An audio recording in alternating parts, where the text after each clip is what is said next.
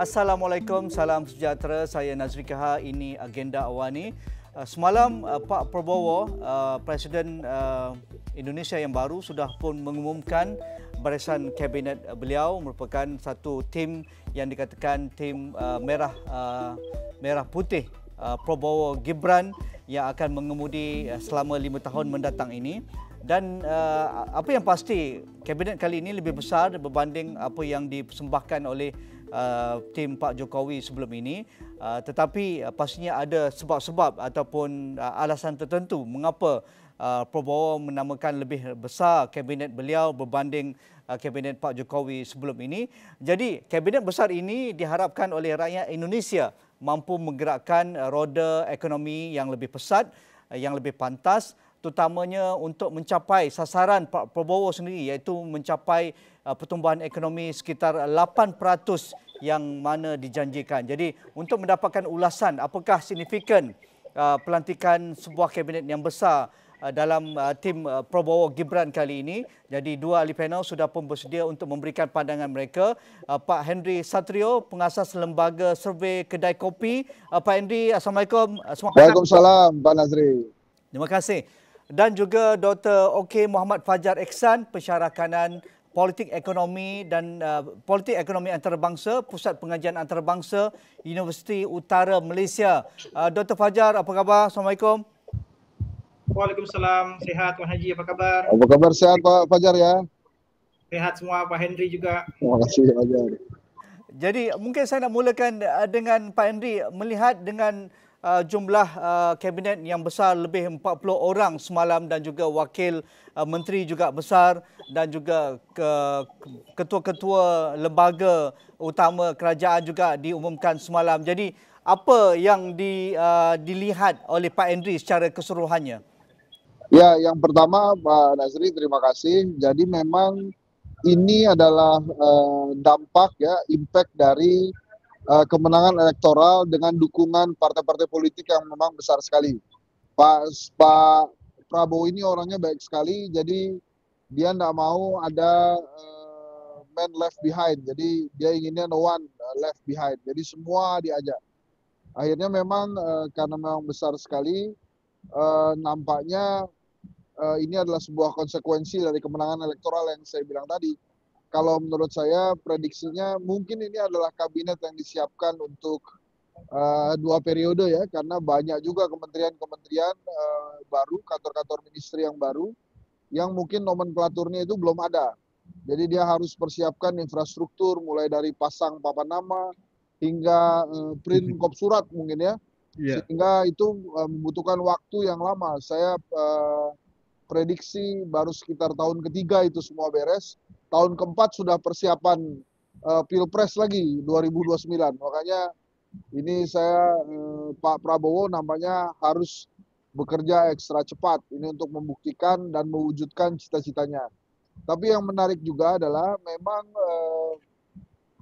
pada saat pidato kebangsaan pertama kali kemarin, yang menarik dari pidato Pak Prabowo itu adalah seperti ingin menghapus pencitraan yang dilakukan oleh Pak Jokowi selama 10 tahun.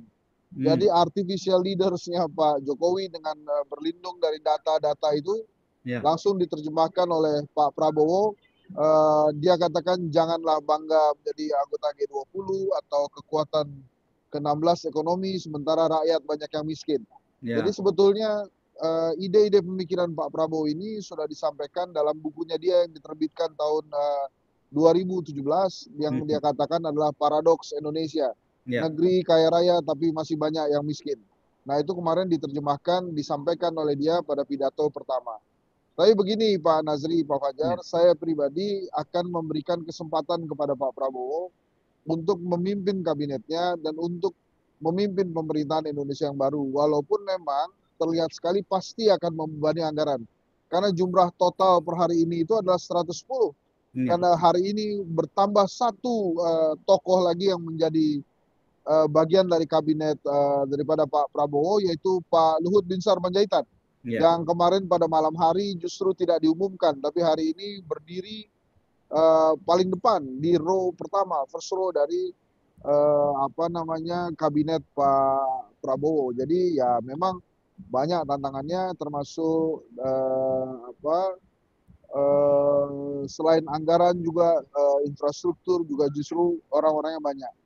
Pak Nazri dan Pak Fajar, pertama kali kata wakil menteri ini atau vice minister ini diciptakan pada zaman Susilo Bambang Yudhoyono pada saat Presiden SBY. Tapi ini diciptakan untuk karir path para petugas-petugas negara, jadi para PNS, pegawai negeri sipil. Jadi pada saat mereka menjadi dirjen, setelah selesai jadi dirjen, masih ada lagi jenjang karir path politiknya. Maka dibuatlah wakil menteri itu. Tapi sejak zaman Jokowi, wakil menteri ini diubah menjadi ikut-ikut sebuah jabatan politik juga.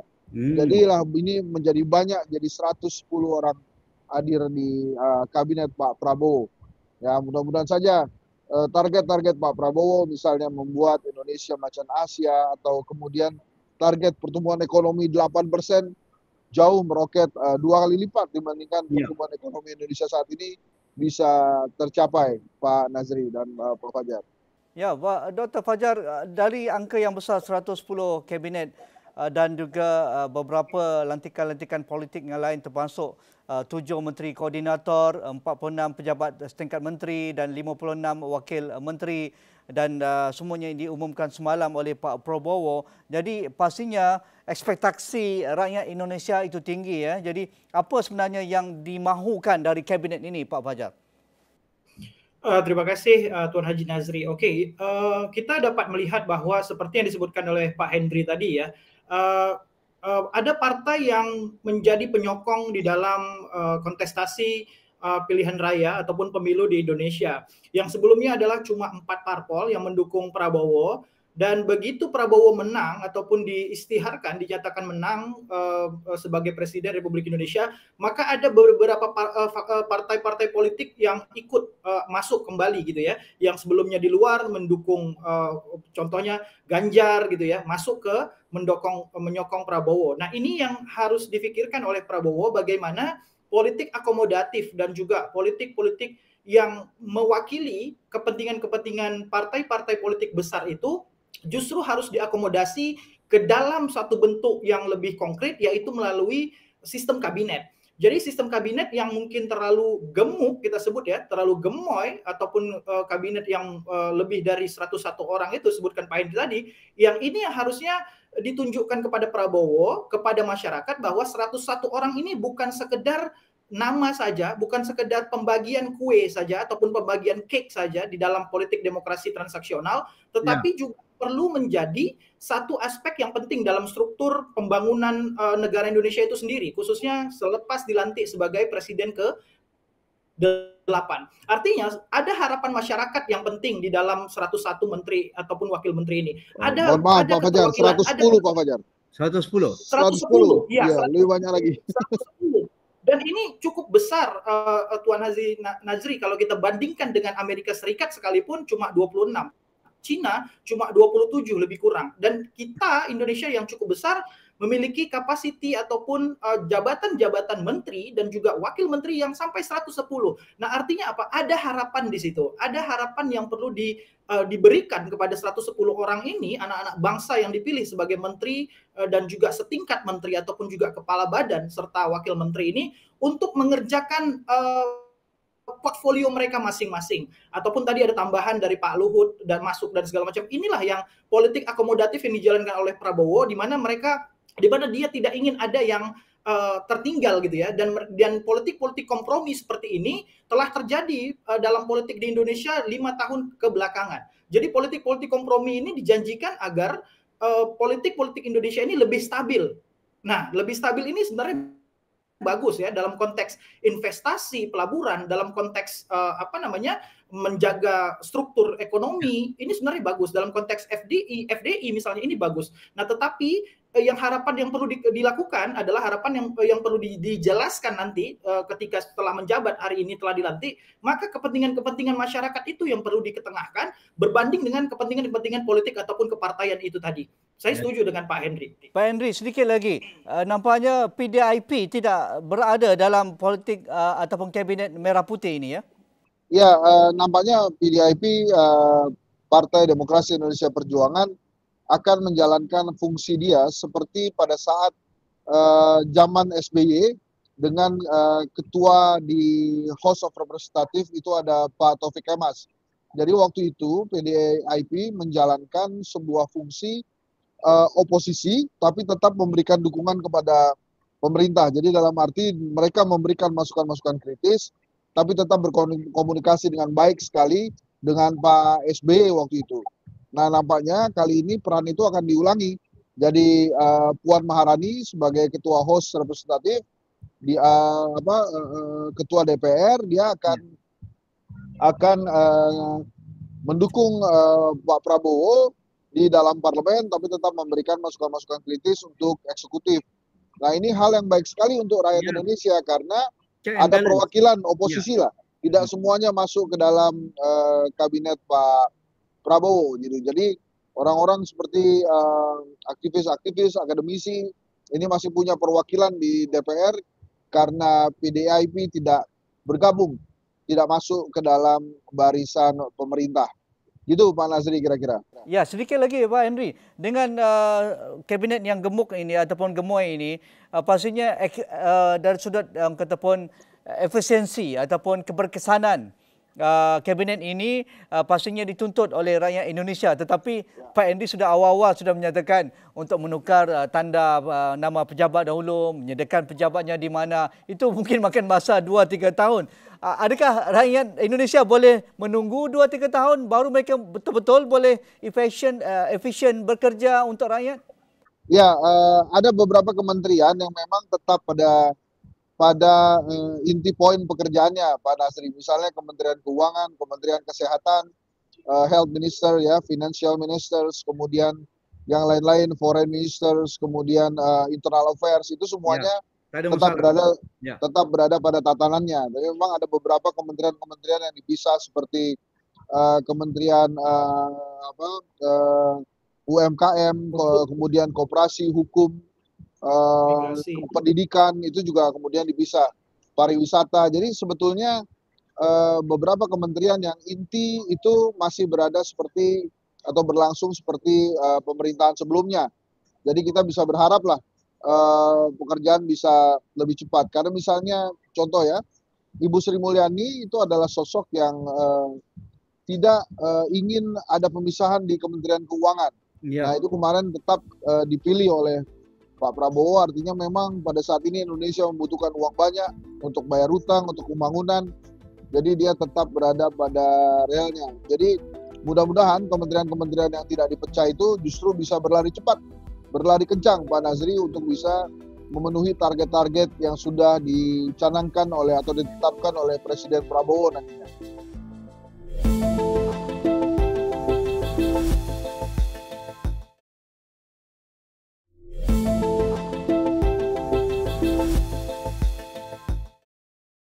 Ya, akhir sekali sebelum saya memberikan ruang kepada Pak Henry untuk keluar dari perbincangan ini, apa ekspektasi Pak Henry untuk yang kami di Malaysia perlu lihat secara dekat, di mana kementerian-kementerian utama dan juga bagaimana Pak Prabowo meyakinkan para pelabur termasuk dari negara-negara ASEAN bahawa Indonesia berada di landasan yang betul, tetapi dalam masa yang sama sentiasa mengangkat isu kemiskinan, isu pendidikan, isu kesihatan yang paling asas untuk rakyat Indonesia.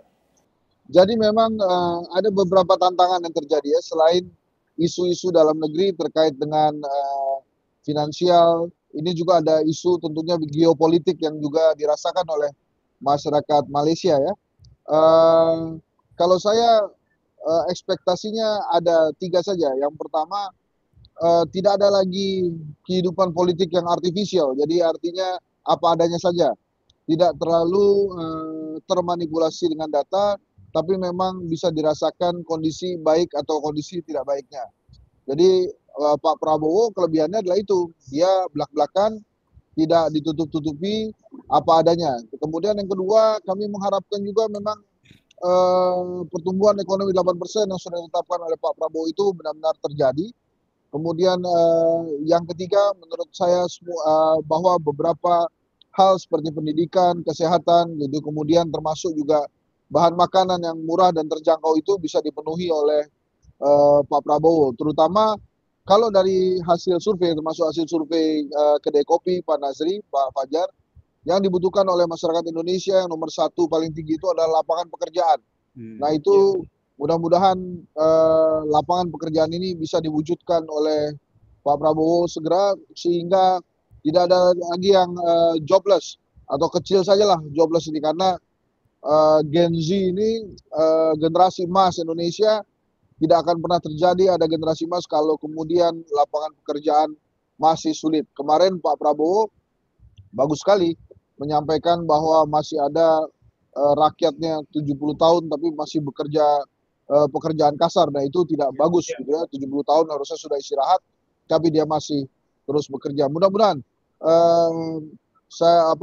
tolong juga dibantu doa dari teman-teman saudara-saudara di Malaysia supaya Indonesia dan Malaysia bisa sama-sama meraih kejayaan. Satu lagi yang kemarin perlu disampaikan adalah penghargaan yang setinggi-tingginya kepada Bapak Anwar Ibrahim yang juga hadir dan nampak menunjukkan persahabatan yang kental sekali dengan Pak Prabowo. Luar biasa. Semoga ini bisa diturunkan minimal bisalah nanti pada suatu saat nanti mereka berdua makan durian bersama di Kuala Lumpur ya. Karena di sana enak sekali duriannya. Ya. Gitu Pak Nazri. Ya, terima kasih. Terima kasih Pak Henry Satrio. Kita benarkan untuk Pak Henry untuk ada appointment yang lain. Pak Henry, pengasas Lembaga Survei Kedai Kopi. Bagi Dr. Fajar, bagaimana pelantikan Prabowo ini juga, lantikan Prabowo ini untuk kita lihat dapat merapatkan lagi hubungan antara Putrajaya dan juga Jakarta?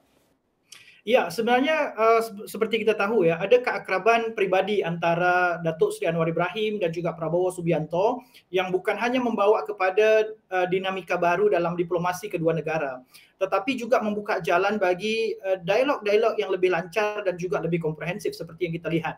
Hubungan dekat ini mungkin ya dapat membantu untuk menyelesaikan berbagai isu-isu yang rumit, isu-isu yang sukar di antara Indonesia dan juga Malaysia. Salah satu isu yang paling krusial di antara kedua negara yang membawa ketegangan kadang-kadang ya adalah isu-isu berkaitan dengan hak-hak pekerja migran Indonesia ataupun PMI di Malaysia. Ya. Dan juga ini mungkin Prabowo boleh memperjuangkan juga peningkatan perlindungan bagi kalangan-kalangan PMI, dan juga Anwar ataupun PMX ya berpotensi juga untuk menawarkan reformasi dasar ataupun kebijakan yang lebih adil terkait dengan hak-hak tenaga kerja. Artinya seperti yang disampaikan Pak Henry tadi, ada keakraban yang timbul apabila Datuk Seri Anwar Ibrahim mengunjungi Indonesia dan menghadiri pelantikan itu. Nah, seterusnya pula kalau kita lihat dalam konteks ekonomi ya, isu-isu perbatasan maritim ataupun juga isu-isu yang menjadi sumber ketegangan itu mungkin boleh diatasi dengan cara yang lebih kolaboratif ya, melalui mekanisme diplomasi antar pemerintah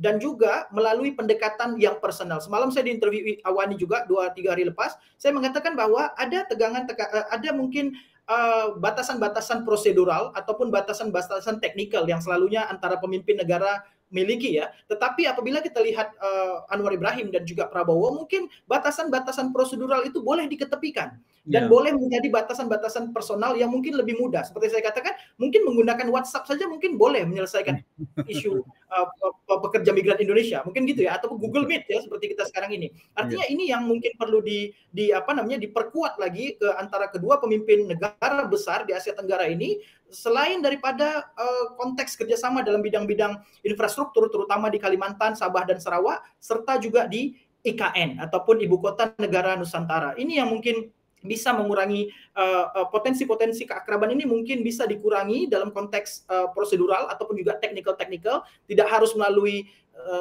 setiausaha kementerian, tidak usah melalui seperti itu, tidak harus melalui yang sesuatu yang baku ataupun kaku, tetapi juga perlu melalui diplomasi WhatsApp diplomasi. Nah, ini yang mungkin kita perlu lihat ke depannya. Ya, betul. Bagaimana Malaysia perlu mengambil peluang keakraban yang terjalin antara Perdana Menteri Datuk Seri Anwar Ibrahim dan juga Pak Prabowo dalam hal-hal berkaitan perekonomian. Kerana dalam pidato perdana semalam, Pak Prabowo ada mengangkat bahawa Indonesia ini kaya dengan mineral dan juga alam semula jadi. dan pastinya ini merupakan satu kekuatan daya ekonomi baharu yang perlu digembeling, perlu diterokai secara serius, bukan hanya bergantung kepada aktiviti ekonomi yang tradisional seperti komoditi sawit, pelumbungan ataupun berkaitan dengan minyak dan gas. Begitu juga Malaysia. Malaysia sudah cuba mengupayakan ekonomi-ekonomi baru seperti ekonomi digital, AI, berkaitan dengan kelestarian sumber tenaga diperbarui dan sebagainya. Mungkin ini boleh diterjemahkan dengan kerjasama yang persahabatan yang melangkaui hal-hal birokrasi itu. Misalnya IKN memerlukan sumber tenaga diperbarui yang besar untuk menggerakkan ibu kota baru Indonesia ini. Sedangkan kita tahu juga Borneo itu kaya dengan pelbagai sumber-sumber diperbarui seperti solarnya, tenaga airnya, hidrogen dan sebagainya dari Sabah ataupun Sarawak dan juga di Kalimantan. Pandangan Dr. Fajar. Iya, jadi dalam konteks ini kita harus melihat dalam satu sisi adalah domestik ekonomi ya, isu-isu macam makanan yang diperlukan, harga barangan yang murah dan seterusnya. Nah, di sisi yang lain, kita tahu bahwa Malaysia sekarang ini di tahun 2024 ini merupakan investor ataupun pelabur keempat terbesar di Indonesia. Yang pertama kita ada China, yang kedua kita ada Singapura, yang kedua ada China, yang ketiga ada Jepun, dan yang keempat adalah Malaysia. Potensi ini yang sebenarnya perlu diperkembangkan lagi dalam konteks ekonomi baru ataupun ekonomi hijau. Jadi apa yang saya lihat bahwa mungkin salah satu fokus utama ya dari kebijakan Prabowo adalah mungkin memperkuat perdagangan antara Malaysia dan Indonesia dalam sektor-sektor kunci seperti pertanian, tapi bukan lagi pertanian yang tradisional. Betul. Industrinya yang perlu diperkembangkan. Yang kedua adalah teknologi. Kita tahu negara membangun seperti Indonesia dan Malaysia, kita terlalu bergantung dengan negara-negara maju, negara-negara barat. Justru kita tak boleh ataupun belum mampu untuk menciptakan teknologi sendiri. Padahal satu, kita ada duit, kita ada keuangan. Malaysia juga ada keuangan dan ada pakar. Harusnya kita menjadi hub di Asia Tenggara antara Indonesia dan Malaysia, menjadi hub teknologi terbesar. Bukan hanya Singapura, tapi Indonesia dan Malaysia yang memiliki potensi yang besar ke arah sana. Artinya apa? Sektor teknologi ataupun green technology, sekarang kita kenal sebagai teknologi hijau dan segala macam, boleh ataupun bisa menjadi prioritas karena kedua negara ini coba untuk mengurangi ketergantungan mereka pada energi ataupun tenaga fosil. So jadi konteks perdagangan mungkin Prabowo akan berusaha juga untuk mendorong